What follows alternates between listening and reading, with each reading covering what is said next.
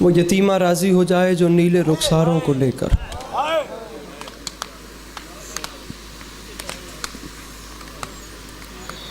وہ قیدن راضی ہو جائے جو زخمی سر کے ساتھ۔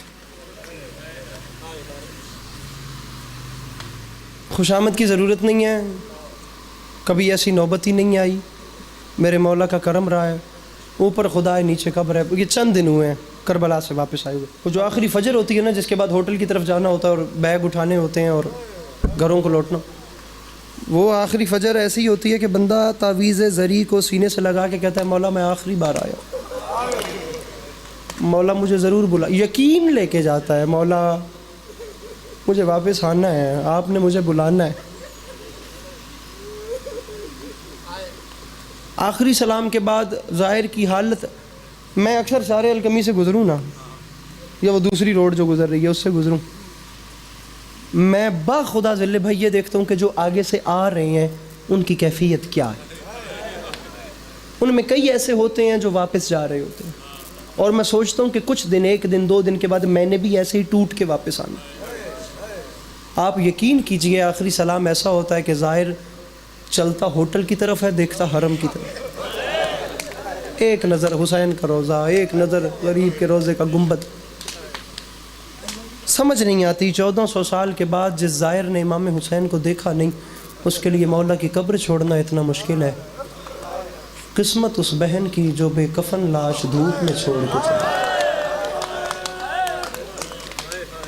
اگر آپ کو کربلا میں 40 چہلم آتا ہے، پاکستان میں بھی تو اور بات ہے، اگر قسمت سنورتی ہے اور آپ کربلا جاتے ہیں، تو جب آپ کربلا سے واپس آ رہے ہو نا، تو ایک نوحہ ہے ذل بھائی کا، انہوں نے پڑھا ہے تو پرانا نوحہ ہے، غالباً ریکارڈ انہوں نے بھی کیا ہے۔ میرے مولا گواہ ہیں، میں نہیں بتا سکتا میں کتنی دیر حرم ابی الفضل العباس میں بیٹھ کے روتا رہا۔ چہلوں میں شاہ زماں ختم ہوا الوداع،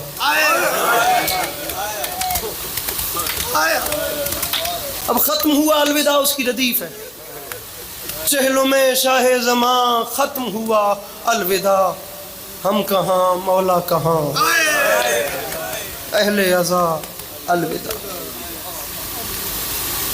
ایسا ہی ہے، ہو چکا 40واں، ہو گئے قیدی رہا، جاتی ہے زینب وطن، کرتی ہے آہو بکا، اجڑا ہوا قافلہ لے چلے زین و لبا،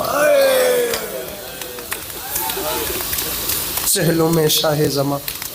آپ یقین کیجئے میں ممبر پہ کھڑا ہوں، میری زبان میرے جذبات جو ہیں ان کا ساتھ نہیں دے رہی، میری ٹانگوں میں جان ختم ہو گئی، مجھ میں اٹھنے کی ہمت نہیں تھی، میں نے اتنے درد میں وہ لوا۔ پھر میں نے باہر آیا، میں باقاعدہ میں نے ان سے کال پہ بات کی، میں چلتا رہا ہوں، بندے جیسے جیسے حرم سے نکلتے ہیں ہوٹل کی طرف آتے ہیں طبیعت برقرار ہو جاتی ہے، ذرا گریہ تھم جاتا ہے۔ میں یقین کیجئے میں باہر روڈ پہ کتنی دیر چلتا رہا ہوں، میرے کانوں میں ایئر بڈس پہ نوحہ لگا رہا، میں ہوٹل کے باہر پتہ نہیں کتنی دیر میں واک کرتا رہا ہوں، میں روتا رہا ہوں کربلا کی گلیوں میں کہ وقت ختم ہو گیا، میں واپس جا رہا ہوں۔ اس سال کا 40 بھی گزر گیا، اگلے سال کس نے دیکھا ہے، اگلے سال تک زندگی ہے نہیں ہے، پتہ نہیں ہم غریب کو رو سکے ہیں نہیں رو سکے، ہم کربلا سے جا رہے ہیں، پھر پتہ نہیں کب یہ جنت ہمیں دیکھنا نصیب ہو۔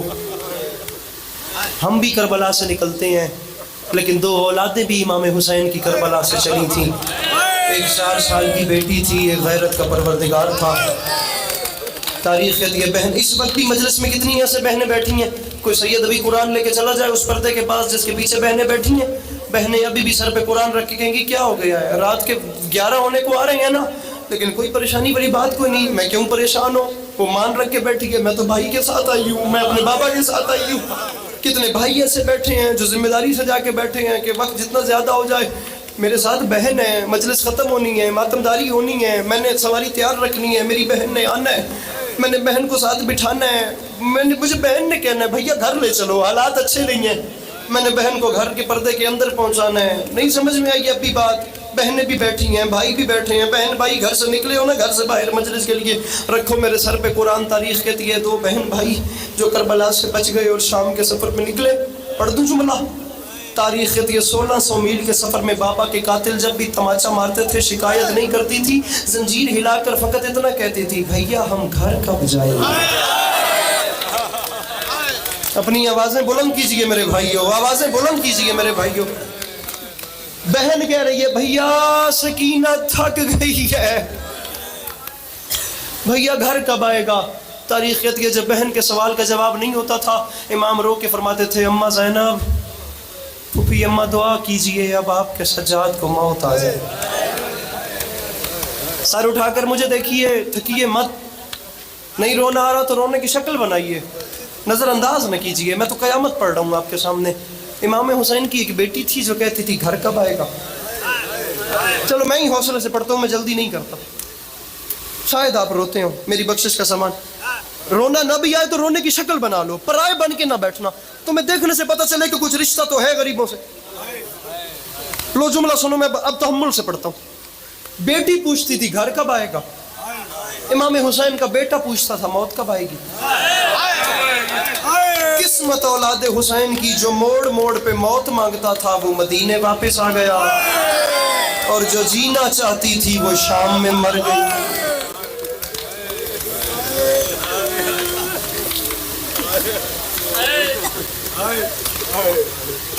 کوئی چھوٹی قربانی نہیں ہے جناب سکینہ، کربلا کی ماؤں میں بڑا قد ہے جناب رباب کا، کوئی چھوٹی بات ہے، کوئی چھوٹی میرے خیال ہے پردے کے پیچھے مائیں بہنیں بیٹھی ہیں، میری مائیں بہنیں سیدزادیاں، میری مرشدزادیاں، ممکن ہے میرے بھائی میرے بزرگ جملے تک نہ پہنچے، میں جملہ آپ کے سپرد کرتا ہوں۔ قیامت ہے، مولانا بلال کاظمی کے ہی دو مصرے پڑھ رہا ہوں، فرماتے ہیں آیتیں دو ہیں، کون ہے وہ بندہ جو ہے نہیں کرے گا؟ آیتیں دو ہیں رباب غمزدہ کی شان میں، ایک ہے میدان میں ایک شام کے زندان میں۔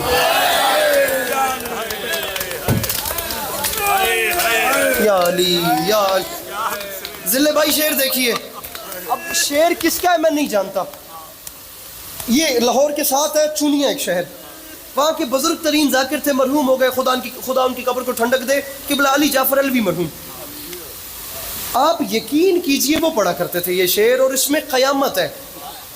میں پھر کہہ رہا ہوں شاید یہ مرد نہ سمجھ سکے، میرے بھائیوں جب گھر جانا تو ماں سے پوچھنا، ورنہ میری وہ بہنیں جن کی جھولیوں میں اولاد ہے ان بہنوں سے پوچھنا اس شعر میں کیا قیامت ہے۔ چھوٹی اولاد جن جھولیوں میں پل رہی ہوگی وہ بہنیں ٹوٹ کے روئیں گی۔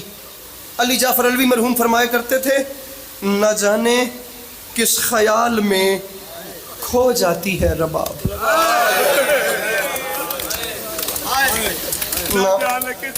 نہ آپ نے نظر انداز کیا ہے، آپ نہیں سمجھے۔ گھر جا کے ایک ماں سے پوچھنا اس شعر میں کیا درد ہے، نہ جانے کس خیال میں کھو جاتی ہے رباب، خالی جھلانے لگتی ہے جھولا کبھی کبھی۔